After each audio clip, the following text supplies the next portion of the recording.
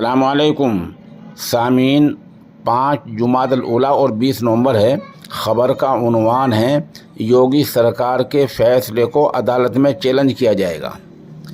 3 دن پہلے اتر پردیش کی یوگی سرکار نے حلال لکھی چیزوں پر پابندی لگا دی ہے۔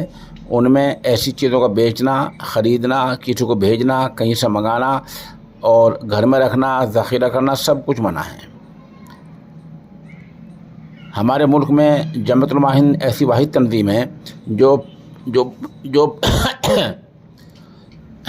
جو بڑے پیمانے پر حلال سرٹیفکیٹ، حلال تصدیق جاری کرتی ہے۔ جمعیت علماء ہند کے CEO نیاز احمد فاروقی نے باضابطہ اعلان کیا ہے کہ یوگی سرکار کے فیصلے کو عدالت میں چیلنج کیا جائے گا۔ انہوں نے کہا جو لوگ کئی وجوہات سے غیر حلال چیزوں سے بچنا چاہتے ہیں، اس میں ان کا فائدہ ہے اور اس سے ملک کی جو اقتصادی آرتھک استھتی ہے وہ مضبوط ہوتی ہے۔